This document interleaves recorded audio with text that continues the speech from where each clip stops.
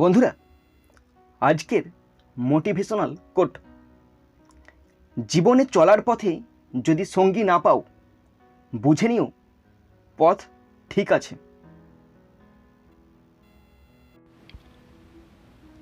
বন্ধুরা, আজকে আমি ক্লাস 10-এর Duff and Dutt 2022 English question bank থেকে সেকেন্ড সাবমেটিভের ওপর মডেল সেট 13 তোমাদের সাথে খুব সুন্দরভাবে আলোচনা করব, তোমাদের বোঝানোর চেষ্টা করব।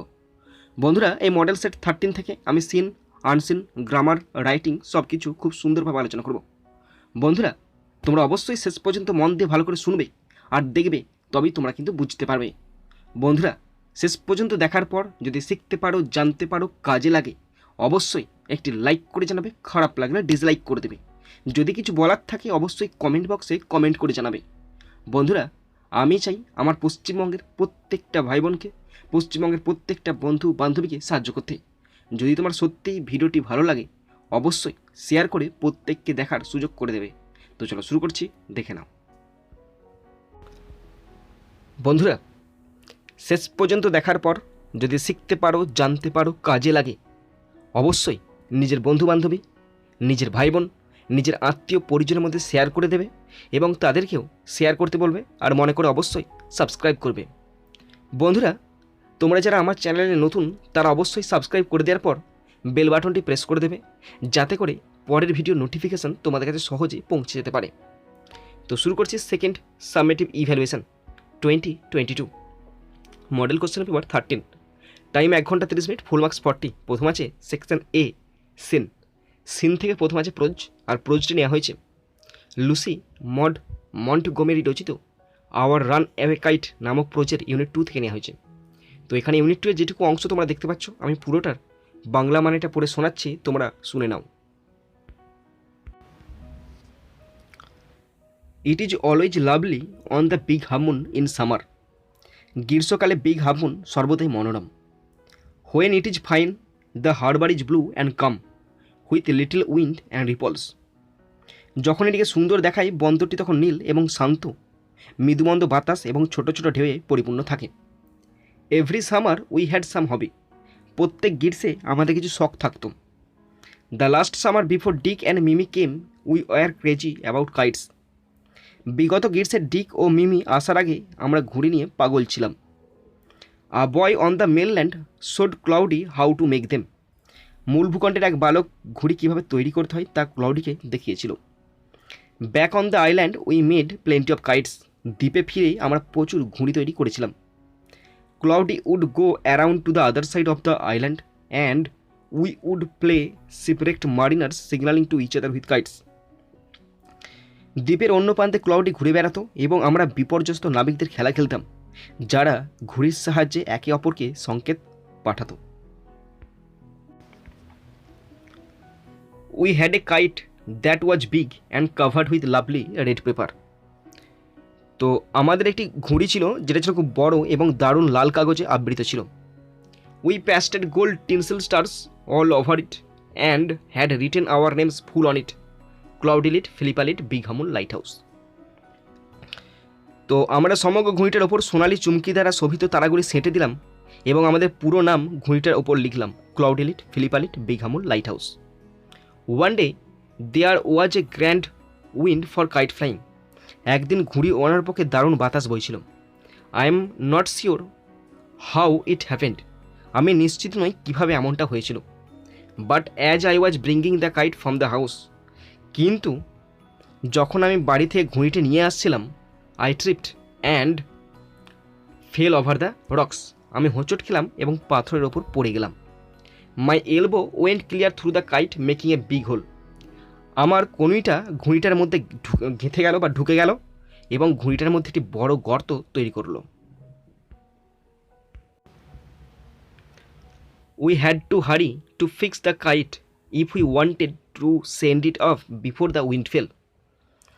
বায়ু প্রবাহ থামার আগে ঘুড়িটিকে আমরা ওপরে পাঠানোর জন্য আঠালো কোনো দ্রব্য দিয়ে ঘুড়িটিকে জোড়া দিতে আমরা তাড়াহুড়ো করতে হলো। We rushed into the lighthouse to get some paper. কিছু কাগজ পেতে আমরা তড়িঘড়ি বাতিঘরে ছুটলাম। We knew there was no more red paper. আমরা জানতাম বাতিঘরে আর কোনো লাল কাগজ নেই। We took the first thing that came handy, আমাদের হাতের সামনে যে জিনিসটা এলো সেটাই আমরা নিলাম। An old letter lying on the bookcase in the sitting room, বসার ঘরে বইয়ের তাকেতে একটি পুরাতন চিঠি পড়েছিল। We patched the kite up with the letter, আমরা চিঠি দিয়ে ঘুঁড়িটিকে তাপ্পি দিলাম। A sheet on each side and dried it by fire, কাগজ ঘুঁড়িটির এপিটে ওপিটে লাগিয়ে আগুনের তাপে শুকালাম। উই স্টার্টেড আউট, আমরা ঘুঁড়িটা ওড়াতে শুরু করলাম। And up went the kite like a bird, এবং ঘুঁড়িটা পাখির মতো উপর দিয়ে উঠতে শুরু করলো। আর এইটুকু অংশ নেওয়া হয়েছে লুসি মড মন্টগোমেরি রচিত আওয়ার রান অ্যাওয়ে কাইট নামক প্রোজের ইউনিট 2 থেকে নেওয়া হয়েছে। বন্ধুরা, এরপরে আমি সিম থেকে কোশ্চেনগুলো আলোচনা শুরু করছি। তোমাদের প্রত্যেকটি কোশ্চেন ভালো করে বুঝিয়ে দেবো, তোমরা বুঝে নেবে এবং শেষ পর্যন্ত দেখার চেষ্টা করবে। ওকে, তো প্রথমে আছে এর দায়ের question, answer the following questions 2 × 3 = 6। বন্ধুরা, এখানে 3টি কোশ্চেন আছে, 2 নম্বর করে 6 নম্বর, এবং কোশ্চেনগুলি আনসার লিখতে হবে, পূর্ণ বাক্যে খুব সুন্দর করে লিখতে হবে। তো ফার্স্ট কোশ্চেন দেখে নাও কি বলা আছে। I am not sure how it happened, what does the speaker refer to here. I am not sure how it happened, what does the speaker refer to here. এই যে লাইনটা, আমি নিশ্চিত নই যে এটি কিভাবে ঘটেছে। তো এই লাইনটির দ্বারা, এই লাইনটিতে কোশ্চেন আছে যে বক্তা কী উল্লেখ করতে চেয়েছে, কী বলো তো। তো এখানে কবি বলছে, এখানে বক্তা আমাদের স্পিকার বলতে চেয়েছেন যে একদিন ওই বিঘামন দ্বীপে খুব সুন্দর বাতাস বইছিল এবং তারা ঘুড়ি ওড়াতে চেয়েছিল। তো সেই মতো বক্তা মানে আমাদের বর্ণনাকারী ঘুড়িটি তাদের বাতিঘর থেকে আনছিল, সেই সময় পাথরের ওপর হোঁচট খেয়ে পড়ে যায় এবং ঘুড়িটির মধ্যে তার কনিটা ঢুকে যায় এবং বড় গর্ত হয়ে যায়। তো এই ঘটনাটি মানে এই যে পড়ে গেল, ঘুড়িটি গর্ত হয়ে গেল, এই ঘটনাটি এত দ্রুত ঘটেছিল যে বর্ণনাকারী কিছুই বুঝে উঠতে পারেনি। তাই এখানে বলেছে আমি নিশ্চিত নয় যে কীভাবে এটা ঘটেছিল। ওকে, তো এটাই লিখতে হবে তোমাদেরকে, ইংরাজিতে লিখতে হবে ট্রান্সলেশন করে। তো দেখে নাও, তোমাদের সঙ্গে শেয়ার করে দিচ্ছি আনসারটি। ওকে, দেখো, one day there was a grand wind in the island and the narrator and her brother wanted to fly the kite. So the narrator brought the kite from the house. She tripped and fell over the rocks, and her elbow went clear through the kite, making a big hole. This incident happened so quickly that she could not make out anything, and the speaker refers this incident here. তো কোশ্চেনটি ছিল, একটা line ধরে question ছিল, কোশ্চেনটি ছিল এই যে লাইনটা ছিল আমি নিশ্চিত নয় যে এটা কীভাবে ঘটেছে। তো বক্তা এই লাইনটির মাধ্যমে কী বোঝাতে চেয়েছে সেটা লিখতে হবে। তো কোশ্চেনটা রিপিট করছি, কোশ্চেনটা রিপিট করলাম, আনসারটা রিপিট করছি, মানেটা বলে দিচ্ছি, দেখে নাও। দেখো, one day there was a grand wind in the island and the narrator and her brother wanted to fly the kite.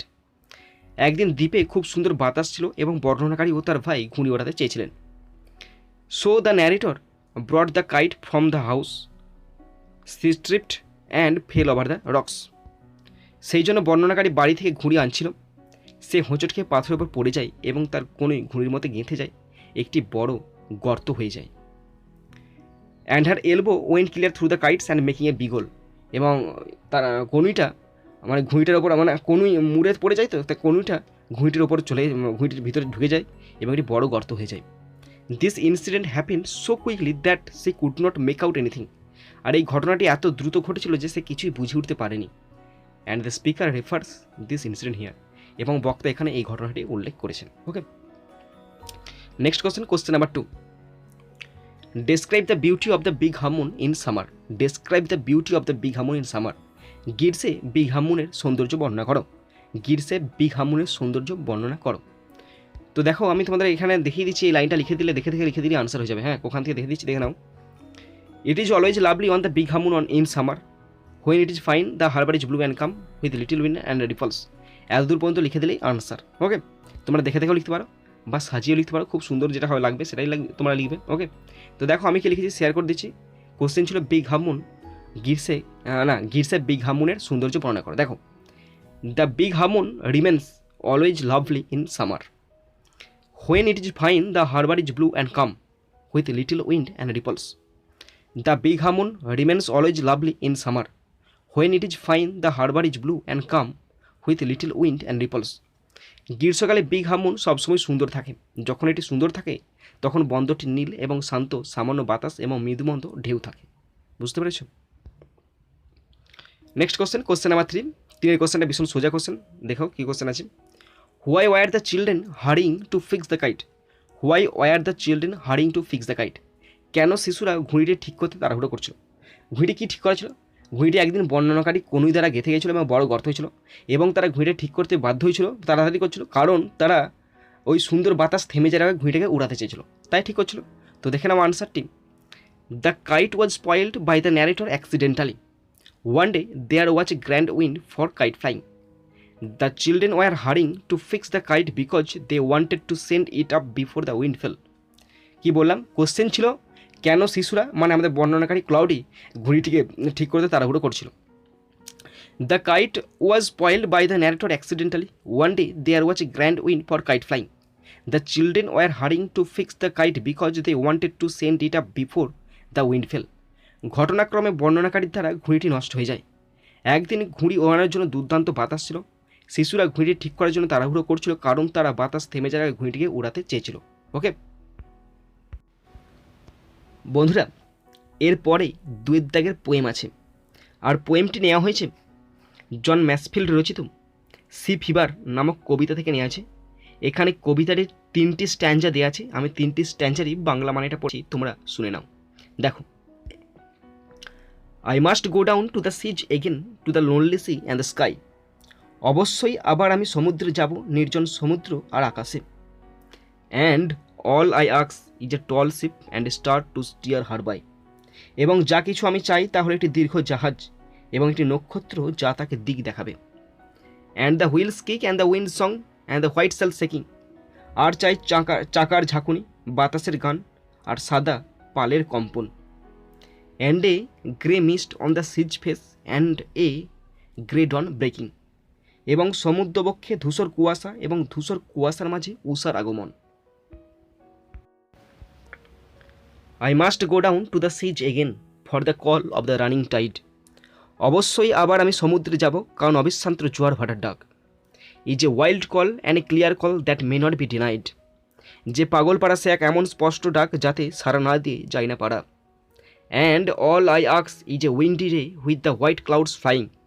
আর যা কিছু আমি চাই তা হলো এক ঝোড়ো দিন এবং আকাশে উড়ে চলা সাদা মেঘমালা। And the flung spray and the blown spume and the seagulls crying. আর চাই উৎক্ষিপ্ত জলকণাপুঞ্জ, বিক্ষিপ্ত ফেনারাশি ও চিৎকাররত শঙ্খচিলের দল। I must go down to the seas again to the vagrant gypsy life. অবশ্যই আবার আমি সমুদ্রে যাব, বেছে নিতে ভবঘুরে যাযাবরের জীবন। To the gull's way and the whale's way where the wind's like a whetted knife. ঘুরে বেড়াবো শঙ্খচিলের মতো আর তিমির মতো, যেথায় বাতাস বয় শানিত ছুরির নেই। অ্যান্ড অল আই আক্স is A Mary yarn from a লাফিং ফেলোর ওভার। এবং যা কিছু আমি চাই তা হলো সহাস্য সহনাবিকের কাছ থেকে এক মজাদার গল্প। And quiet sleep and a sweet dream when the long trick's over. আর দীর্ঘ ভ্রমণ শেষে শান্তির ঘুম এবং মিষ্টি মধুর স্বপ্ন। তো এই 3টি স্ট্যান্জা নেওয়া হয়েছে জন ম্যাসফিল্ড রচিত সি ফিভার নামক কবিতা থেকে নেওয়া হয়েছে। বন্ধুরা, এরপরে আমি পোয়েম থেকে কোশ্চেনগুলো আলোচনা শুরু করছি। তোমাদের প্রত্যেকটি কোশ্চেন ভালো করে বুঝিয়ে দেবো, তোমরা শুধু শেষ পর্যন্ত শুনে নেবে এবং দেখে নেবে। তো প্রথম আছে এর দাগের question. Answer the following questions 1 × 2 = 2। বন্ধুরা, এখানে 2টি কোশ্চেন আছে যার আনসার লিখতে হবে, পূর্ণ বাক্যে লিখতে হবে, খুব সহজ সরল ভাষা লিখতে হবে। কোশ্চেন আছে 2টো, 1 নম্বর করে 2 নম্বর। First question, question number 1। What does the poem sea fever speak about? What does the poem sea fever speak about? এখানে আমাদের কবিতা সি ফিভার কিসের কথা বলে? আমাদের কবিতা সি ফিভার কিসের কথা বলে? দেখে নাও কিসের কথা। সি ফিভার মানে কি? সমুদ্রের প্রতি একটা কামনা। সি ফিভার মানে ধরো তুমি যদি কিছু একটা, তুমি অডি গাড়ি কিনছো, তো তোমার সব ঠিক হয়ে আছে, তুমি শুধু শোরুমে যাওনি এখনও, মানে তুমি ভেবে নিছো আমি অডি গাড়ি কিনবো, এবং সেই যে ভাবনাটা, সে ভাবতে ভাবতে তুমি মানে একদম তোমার মধ্যে একটা জ্বর চলে আসবে। তোমাদের একটা ঘটনা বলি। আমার এক দাদা ছিল, তো দাদা আজ থেকে প্রায় 10 বছর আগে সে একটা হিরো হুন্ডার সেই একটা নতুন কি বাইক করেছিল, সে বাইকটা কেনার জন্য সে একদম উঠে পড়ে লেগেছিল। মানে সে বলছিল আমার বাইকটা চাই, আর বাইকটা কেনা হয়নি, কিন্তু বাইকটার কথা ভেবে ভেবে তার জ্বর এসে গেছে। তেমনি আমাদের এখানে কবিতা সি ফিভার, কবি সমুদ্রের প্রতি পাগল হয়ে উঠেছে, কবি সমুদ্রকে দেখতে চায়, কবি সমুদ্রের কাছে যেতে চায়, তাই জন্য কবি এখানে তাই এখানে বলা হয়েছে সি ফিভার। ওকে, তো এখানে সি ফিভার কিসের কথা বলে? সি ফিভার এখানে কবির একটা তৃষ্ণার কথা বলে। সেই তৃষ্ণাটা কি? কবি যে সমুদ্রে বিচরণ করবে, যে যাবে, সেই বিচরণ করার প্রতি যে আকাঙ্ক্ষা, যে কামনা, সেটা এখানে বলা হয়েছে। ওকে, তো কোশ্চেনটি ছিল সি ফিভার কিসের কথা বলে। দেখো answer, the poem sea fever speaks about the poet's thirst for a wandering life on the sea. The poem sea fever speaks about the poet's thirst for a wandering life on the sea. কবিতাটি কবির তৃষ্ণার কথা বলে সমুদ্রে বিচরণকারী জীবনের জন্য। Okay, next question number 2, what does the poet mean by the wheel's kick? What does the poet mean by the wheel's kick? চাকার ঝাঁকুনি বলতে কবি কি বুঝিয়েছেন? দেখে নাও, চাকার ঝাঁকুনি বলতে কি? মানে জাহাজটা যাচ্ছে, একবার এদিকে দুলছে, একবার বাঁ দিকে, একবার ডান দিকে, মানে দুলতে দুলতে যাচ্ছে, তো সেটাই বলা হয়েছে ঝাঁকুনি। তো দেখে নাও আনসারটি, by wheel's kick the poet means sudden left or right jerk of the wheels of the ship. By wheels kick the poet means sudden left or right jerk of the wheels of the ship. চাকার ঝাঁকুনি দ্বারা কবি জাহাজের চাকার বাম দিকে ডান দিকের ধাক্কার কথা বলেছেন। ওকে বন্ধুরা, দেখো বিয়ের দাগের question, choose the correct alternatives to complete the following sentences 1 into 2 = 2। বন্ধুরা, বিয়ের দাগের কোশ্চেন দুটি অল্টারনেটিভ কোশ্চেন আছে, দুটি আছে 1 নম্বর করে 2 নম্বর। Number 1, the poet wants the sea to be lonely. The poet wants the sea to be lonely. কবি সমুদ্রকে একাকী চেয়েছেন। Option A is the right answer. Question 2, the poet asks for a sail the colour of which would be white. The poet asks for a sail the colour of which would be white. কবি একটা সাদা রঙের পাল চেয়েছেন। Okay, তো এখানে option D is the right answer. বন্ধুরা, আজকের মোটিভেশন, জীবন একটা রাস্তা, মানুষ তার পথিক। জীবন একটা রাস্তা, মানুষ তার পথিক। তার মানে কি? মানুষের জীবন একটা রাস্তা। কেন রাস্তা? কেন? ধরো তুমি কোথাও বেরিয়েছো, মানে তুমি তোমার বাড়ি থেকে বেরোচ্ছ, কোথায় যাচ্ছ? কোনো একটা স্থানে যাচ্ছ, সেটা তোমার গন্তব্য। তার মাঝে কি আছে? তার মাঝে আছে রাস্তা বা পথ আছে। তেমনি মানুষের জীবন, মানুষ জন্মগ্রহণের পরই তার রাস্তাটা শুরু হয়, এবং সে যতদিন পর্যন্ত বাঁচে ততদিন পর্যন্ত সে রাস্তায় চলে, এবং যেদিন সে মারা যায় সেদিন রাস্তায় চলা বন্ধ হয়ে যায়, এবং সে গন্তব্যে পৌঁছে যায়, এবং সে পরিপূর্ণতা লাভ করে। তেমনি বলা আছে, তেমনি রাস্তাতে যে রাস্তাতে আমি চলতে শুরু করছি, সে রাস্তায় কত আপস অ্যান্ড ডাউনস আসবে, রাস্তায় অনেক ভালো মন্দ আসবে। তেমনি জীবনের রাস্তাও সেম কেস। সেই জীবনের রাস্তায় তুমি হচ্ছে পথিক। জীবনের রাস্তা যেমনই হোক না কেন, প্রত্যেককে চলতে হয়। তেমনি জীবনের রাস্তাটা প্রত্যেকের আলাদা আলাদা। তোমার জীবনের রাস্তা হয়তো আলাদা, আমার জীবনের রাস্তা হয়তো আলাদা, কিন্তু উদ্দেশ্য একই, কোথাও গিয়ে পৌঁছাতে হবে। সেই পৌঁছানোর আগেই এই রাস্তার মধ্যে তোমাকেই চলতে হবে, এবং তোমাকেই সমস্ত রকম আপস অ্যান্ড ডাউনসের সম্মুখীন হতে হবে।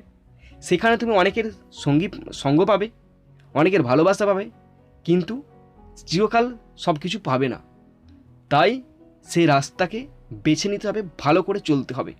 কারণ জীবনের রাস্তা একবার যদি হারিয়ে যায় তাহলে কিন্তু তুমি আর খুঁজে পাবে না। তাই প্রত্যেকের রাস্তা ঠিক হওয়া দরকার। তাই বলা আছে, জীবন একটি রাস্তা, মানুষ তার পথিক। বন্ধুরা, এরপরে আনসিন আছে, খুব সুন্দর একটি আনসিন আছে। আনসিনটার পুরোটার বাংলা মানেটা আমি পরে শোনাচ্ছি, তোমরা শুনে নেবে। এবং আনসিনটার মধ্যে বেশ কিছু টাফ ওয়ার্ড আছে, সেই ওয়ার্ডের মানেগুলো শেষে আমি আলোচনা করে দেবো। দেখো, পরে শোনাচ্ছি। One of the most common and reprehensible use of plastic in the world including India is as packing material. Bharat সহ সারা বিশ্বে প্লাস্টিকের সবচেয়ে সাধারণ এবং নিন্দনীয় ব্যবহার হলো প্যাকিং উপাদান হিসাবে। The polythene bags came into our market only as late as 1982. Polythene ব্যাগগুলি আমাদের বাজারে এসেছিল 1982 সালের শেষের দিকে। But they have given such a beating to our recycled newspaper bags that one hardly sees the latter now. কিন্তু তারা আমাদের recycle করা সংবাদপত্রের ব্যাগগুলিকে এমন হারে পরাজিত করেছে যে সেগুলিকে আর খুব কমই দেখতে পাওয়া যায়। Few, however, seems aware of the dangers of the plastic carry bags. তবে খুব কম লোকই প্লাস্টিকের ক্যারি ব্যাগের বিপদ সম্পর্কে সচেতন। Polythene bags often cause the death of infants the world over. বিশ্বজুড়ে প্রায়ই পলিথিন ব্যাগ শিশুদের মৃত্যুর কারণ হয়ে দাঁড়ায়। Babies love to cover their heads with polythene bags as a part of their play, but cannot remove them from their heads and often die gasping for breath since air will not pass through polythene. শিশুরা তাদের খেলার অংশ হিসেবে polythene bag দিয়ে তাদের মাথা ঢেকে রাখতে পছন্দ করে, কিন্তু তারা আর তাদের মাথা থেকে সেই পলিথিন ব্যাগটা সরাতে পারে না এবং তার ফলে তারা শ্বাসকষ্টে মারা যায়, কারণ পলিথিনের মধ্যে দিয়ে বাতাস চলাচল করতে পারে না। It is mandatory for plastic bags to carry warnings about them being used as polythene playthings for children. প্লাস্টিকের ব্যাগে শিশুদের পলিথিন খেলার জিনিস হিসেবে ব্যবহার করার বিষয়ে সতর্কবার্তা বহন করা বাধ্যতামূলক। Most plastic toys are also required to be made of non toxic material and carry statements to that effect. বেশিরভাগ প্লাস্টিকের খেলনাগুলিকে অবিষাক্ত উপাদান দিয়ে তৈরি করতে হয় এবং সেই যে তার প্রভাব, সেই প্রভাব সম্পর্কে বিবৃতি প্রদান করতে হয়। The same is the fate of fish and other marine lives when polythene finds its way into the waters as it often does.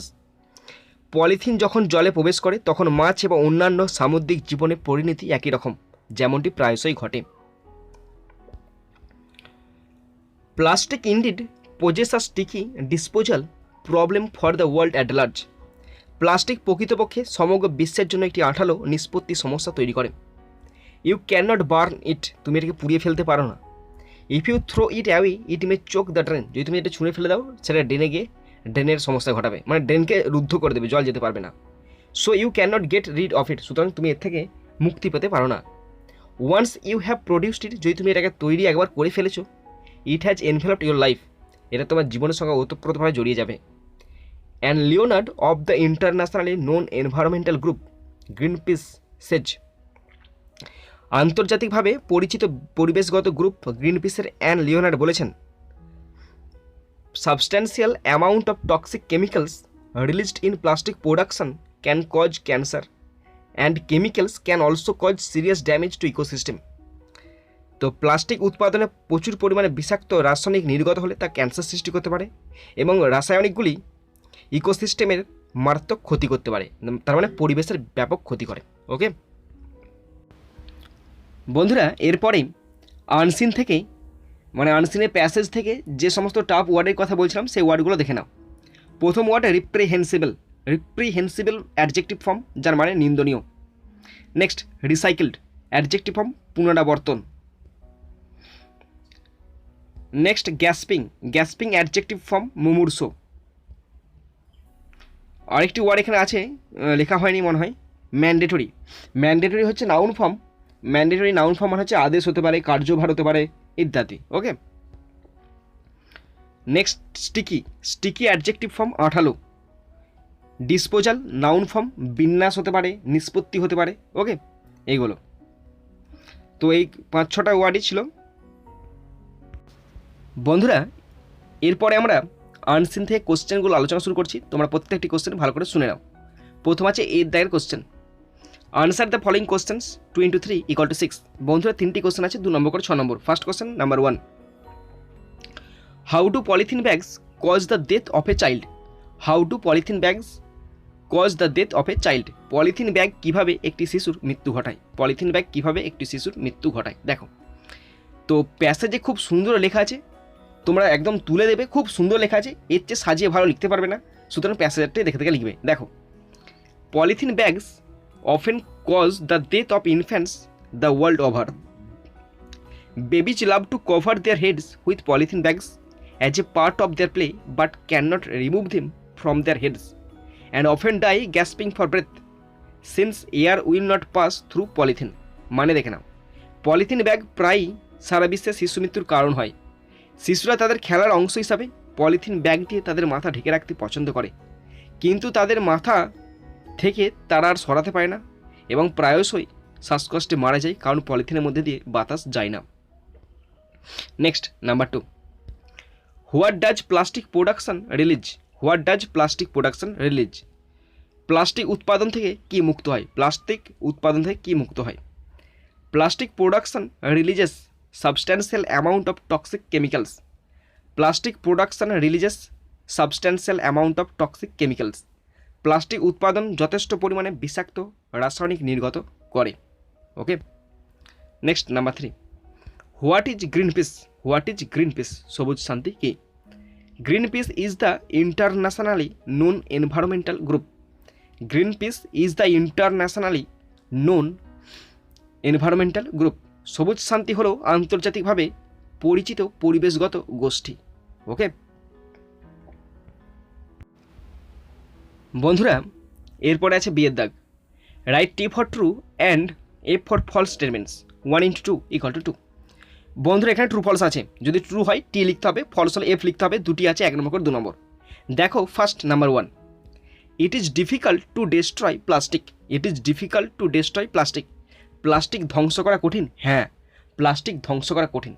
তুমি শুধুমাত্র মাটিতে ফেলে রেখে দেবে, প্লাস্টিকটা নষ্ট হচ্ছে না, কিন্তু একটা কাগজ ফেলে রেখে দেবে, 1 সপ্তাহ লাগবে, 1 সপ্তাহ তো বেশি বলা হচ্ছে, 3 দিনের মধ্যে ওটা উই ধরে শেষ হয়ে যাবে, কিন্তু প্লাস্টিক সেই রয়েই যাবে, রয়েই যাবে। বুঝতে পারলে? প্লাস্টিক ধ্বংস করা কঠিন, তাই এটা ট্রু হবে। আর লিখতে হবে টি। Next number 2, plastic is very useful for environment. Plastic is very useful for environment. Plastic পরিবেশের জন্য খুব উপযোগী। আরে বাবা, যদি উপযোগী হয় তাহলে আজ ঘরে কাজে লাগাও না, তাই না? প্লাস্টিক পরিবেশের জন্য মোটেই উপযোগী নয়, এটা ফলস হবে। আর লিখতে হবে এফ। বুঝতে পেরেছ? সিয়ের দাগ, আনসার দ্য ফলোয়িং কোশ্চেন 2 × 1 = 2। বন্ধুরা একটি কোশ্চেন আছে 2 নম্বর। কোশ্চেনটি ভালো করে দেখো। What diseases can ochre as a result of making plastic. What diseases, ভালো করে কথাটা শোনো। What diseases can ochre as a result of making plastic. Plastic তৈরির ফলে কী কী রোগ হয়? প্লাস্টিক তৈরির ফলে কী কী রোগ হয়? তো আমাদের গোটা আনসিন প্যাসেজটাতে আমরা পড়লাম, দেখলাম যে শুধুমাত্র একটা রোগের কথা উল্লেখ করা আছে, বাকি আর কোথাও রোগ নেই। সেই রোগটা কি? ক্যান্সার। বাকি তোমরা প্রথম থেকে শেষ পর্যন্ত দেখো কোথাও রোগ আছে কি নেই, কোথাও কিন্তু কোনো রোগের কথা উল্লেখ করা নেই, শুধুমাত্র ক্যান্সার বাদে। আর এখানে বলা আছে ডিজিজেস। তাহলে কেমন ধরনের কোশ্চেন হলো বলো এবার? কী কী রোগের নাম? এটা হয়তো কী রোগের নাম, কী রোগের মানে একটা রোগের নাম, কিন্তু এখানে রোগের বলেছে, তাহলে পাবো কোথায় আমরা, তাই না? তাহলে শুধুমাত্র লিখবে plastic production can cause cancer. Plastic production can cause cancer. Plastic উৎপাদনে হতে পারে ক্যান্সার। ওকে বন্ধুরা, এরপর আছে section C, grammar and vocabulary. Okay, 4 দাগের A, fill in the blanks with appropriate articles and preposition 1 × 3 = 3। বন্ধুরা আর্টিকেল অথবা প্রিপোজিশন দিয়ে পূরণ করতে পারছে, 3টি আছে, 1 নম্বর করে 3 নম্বর। ওকে, তো আমি প্রথমে পড়ছি, শেষে বুঝিয়ে দিচ্ছি কেন প্রিপোজিশন বা আর্টিকেলটা বসছে। দেখো, Buddhism first officially reached in Japan in 538 AD with the help of a Korean king who sent ambassadors with the Buddha image, scriptures and a group of monks. বাংলাটা দেখে নাও আগে, তারপরে বলছি। বৌদ্ধ ধর্ম প্রথম আনুষ্ঠানিকভাবে জাপানে পৌঁছেছিল 538 খ্রিস্টাব্দে একজন কোরিয়ান রাজার সাহায্যে। ওকে, যিনি বুদ্ধের মূর্তি, ধর্মগ্রন্থ এবং ভিক্ষুকদের একটি দলসহ দূত প্রেরণ করেছিলেন। তো দেখো এখানে বসেছে হুইথ দ্য হেল্প। এইটা মানে হুইথ দ্য হেল্প মানে সাহায্যে। এইটা সবসময় হুইথ দ্য হেল্পই বসবে, এর আগে কখনো এ বসবে না। With the help appropriate. Okay, সাহায্যে হুইথ দ্য হেল্প বসবেই। তারপরে দেখো বুদ্ধার ইমেজ। তো বুদ্ধার ইমেজ নির্দিষ্ট করে বোঝাচ্ছে, বুদ্ধা নির্দিষ্ট করে বোঝাচ্ছে, তাই দা বসলো। দা বসেছে কেন? কারণ বুদ্ধকে নির্দিষ্টভাবে বোঝাচ্ছে, তাই দা বসেছে। তারপরে একদল সন্ন্যাসী, একদল ভিক্ষুকদের একটি দল। দেখো এখানে বলা আছে ভিক্ষুকদের একটি দল, ভিক্ষুকদের মানে র যোগ করা আছে, তাই অব বসলো। ভিক্ষুকদের একটি দল মানে র বা এর থাকলে অব বসে, তাই এখানে অব বসেছে। বুঝতে পেরেছ বন্ধুরা? এরপর আছে বিয়ের দাগ, ডু অ্যাজ ডাইরেক্টেড 1 × 4 = 4। বন্ধুরা এখানে 4টি গ্রামার আছে, 1 নম্বর করে 4 নম্বর। দেখো number 1, he said to me when did you come, change the mode of narration. Narration change করতে দিয়েছে। সেন্টেন্সটি আছে, ইন্টারোগেটিভ সেন্টেন্স আছে, কী করে বুঝলাম? জিজ্ঞাসা চিহ্ন দেওয়া আছে। মানে দেখে নাও, সে আমাকে বললো তুমি কখন এলে। ওকে, তো ইন্টারোগেটিভ সেন্টেন্সে ন্যারেশন করতে হলে রিপোর্টিং ভার্বটা বসে আস্কড। তাহলে এখানে হবে হি আস্কড মি, তারপর WH ওয়ার্ড আছে, তাহলে WH ওয়ার্ড হোয়েনটা বসবে। Subject you second person, second প্লেসে কে আছে? মি মানে হচ্ছে আই বসলো। ডিড কাম মানে হচ্ছে পাস্ট টেন্স মানে পাস্ট পারফেক্ট হবে had come. He asked me when I had come, সে আমাকে জিজ্ঞাসা করেছিল আমি কখন এসেছি। বুঝতে পেরেছ? নেক্সট নাম্বার 2, এই 2 এর গ্রামারটি ভীষণ ইম্পর্টেন্ট গ্রামার। হ্যাঁ, বলা আছে charity begins at home, charity begins at home turn into complex sentence. জটিল বাক্যে করতে দিয়েছে, সিম্পল সেন্টেন্সে আছে। মানে দাতব্য শুরু হয় বাড়িতে, দাতব্য মানে দান ধান শুরু হয় বাড়িতে। ওকে, তো সিম্পল সেন্টেন্সে আছে, তো এটা কমপ্লেক্সে করলে হবে। Home is the place where charity begins, home is the place where charity begins. বাড়ি হলো সেই জায়গা যেখানে দাতব্য শুরু হয়, বাড়ি হলো সেই জায়গা যেখানে দাতব্য শুরু হয়। Number 3, the drum is beating, the drum is beating change the voice. তো এই ভয়েসটা যে, এই ভয়েসটিকে বলা হয় কুয়াসি প্যাসিভ, এটাকে বলা হয় কুয়াসি প্যাসিভ। হ্যাঁ, এটাকে কুয়াসি প্যাসিভ বলা হয়। মানে ঢোল পিটাচ্ছে, ঢোল পিটাচ্ছে মানে কি, ঢোল তো আর নিজে পিটছে না, ঢোলকে পেটানো হচ্ছে। তাহলে the drum is being beaten, the drum is being beaten, এই ধরনের ভয়েসগুলোকে বলা হয় quasi passive voice. Okay, number 4, you are so lazy that you can not do this simple job, you are so lazy that you can not do this simple job, make it simple. এইটি আছে complex সেন্টেন্সে আছে। হ্যাঁ, complex sentence আছে, simple সেন্টেন্সে করতে হবে। আমরা জানি সো দ্যাট থাকলে উঠেছে কী সে সিম্পল হয়, সো দ্যাট থাকলে উঠে গিয়ে টু বসে। মানে দেখে নাও, তুমি এতটাই অলস যে তুমি সহজ কাজটি করতে পারছো না, তাহলে টু বসবে। You are too lazy to do this simple job, you are too lazy to do simple, to do this simple job, তুমি এতই সহজ কাজ করতে খুব অলস। ওকে বন্ধুরা, এরপর আছে সি এর দাগ, ফ্রেজাল ভার্ব। 1 × 3 = 3, 3টি ফ্রেজাল ভার্ব আছে, 1 নম্বর করে 3 নম্বর। ওকে, নাম্বার 1, তো শুরু করার আগে তোমাদের লিস্টটা দেখিয়ে দিচ্ছি কী কী ফ্রেজাল ভার্ব দেওয়া আছে। প্রথম আছে টার্ন আপ, টার্ন আপ মানে হচ্ছে উপস্থিত হওয়া। হোল্ড আপ, হোল্ড আপ মানে স্থগিত করা। পুট অন মানে পরিধান করা। আর গিভ আপ মানে ত্যাগ করা। ওকে, 4টি আছে, 3টে এখানে 3টে করতে হবে, 4টে দেওয়া আছে, মানে একটা এক্সট্রা দেওয়া আছে। Number 1, the meeting was postponed, the meeting was postponed মানে কি, সভা স্থগিত করা হয়েছে। পোস্টপন্ড মানে কি, হোল্ড অফ, কিন্তু এখানে পাস্ট টেন্স আছে তাই বসবে হেল্ড অফ। ওকে, এখানে V3 দেওয়া আছে। হ্যাঁ, কী করে বুঝলাম, কারণ ওয়াজ আছে, V3 বসছে। The meeting was held off, the meeting was held off. Okay, number 2, he promise to come but has not appeared yet, তিনি আসার প্রতিশ্রুতি দিয়েছিলেন কিন্তু এখনও হাজির হননি। অ্যাপিয়ার্ড, অ্যাপিয়ার মানে উপস্থিত হওয়া। টার্ন অফ, কিন্তু পাস্ট টেন্সে আছে, টার্নড অফ হবে। ওকে, পাস্ট টেন্সে নাই, এখানে V3 আছে। কেন? কারণ হ্যাজ আছে তাই V3 আছে, turned off. Number 3, wear masks please, masks পড়ুন অনুগ্রহ করে। উইয়ার মানে পরিধান করা, পুট অন, তাহলে put on masks please, put on masks please.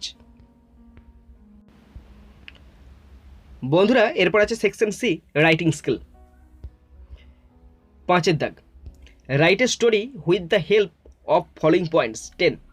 বন্ধুরা 10 নম্বরে একটি স্টোরি লিখতে দিয়েছে, নিচে হিন্টস দেওয়া আছে, হিন্টসগুলোর উপর নির্ভর করে।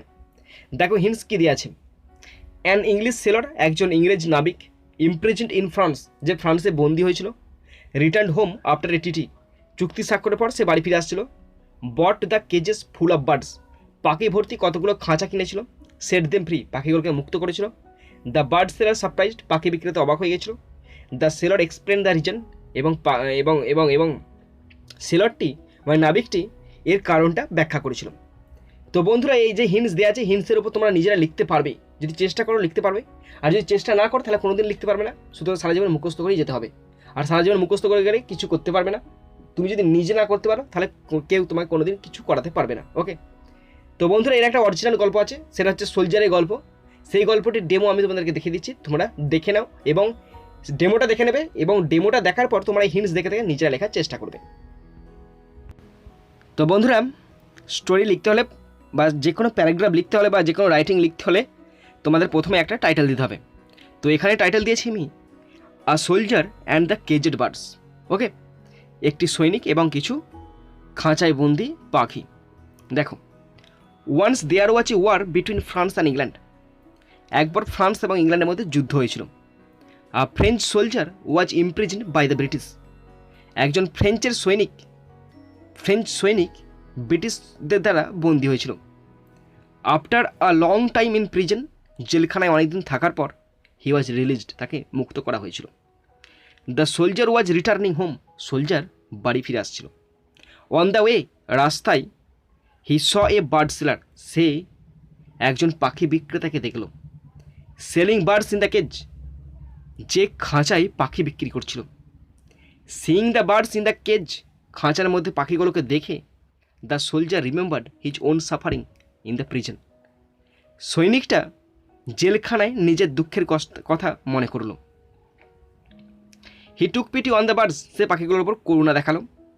So he decided to buy all the birds from the bird seller and he did so, সুতরাং সে স্থির করলো সমস্ত পাখি কিনে নেবে এবং সে তাই করলো। Then he open the door of the cage, তারপর সে খাঁচার দরজাগুলো খুলে দিল। To let all the birds to fly out, যাতে করে সমস্ত পাখি উড়ে যায়। ওয়ান বাই ওয়ান, একটা একটা করে অল দ্য বার্ডস, সমস্ত পাখিরাই ফ্লি আউট, উড়ে গেল অফ দ্য কেজ, এনজয়, আনন্দে খাঁচার বাইরে উড়ে গেল। And began to fly freely in the open sky, এবং আনন্দে মুক্তভাবে খোলা আকাশে উঠতে শুরু করলো।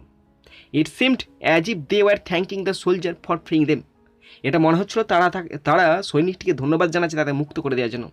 In the long run the soldier began to walk towards his house in গ্লি, তারপর সৈনিকটা আনন্দে তার বাড়ির দিকে রওনা শুরু করলো। তারপরে মোরাল দেবে freedom is heavenly bliss, freedom is heavenly bliss, স্বাধীনতা স্বর্গীয় সুখ। ওকে, তো বন্ধুরা তোমরা যেটা শেষ পর্যন্ত শুনলে বা দেখলে তোমাদের সকলকে আমি ধন্যবাদ জানাই। তো বন্ধুরা এখানেই শেষ করছি ভিডিওটি। সুন্দর থাকবে, সুস্থ থাকবে, টেক কেয়ার, থ্যাংক ইউ, জয় হিন্দ, বন্দে মাতারাম।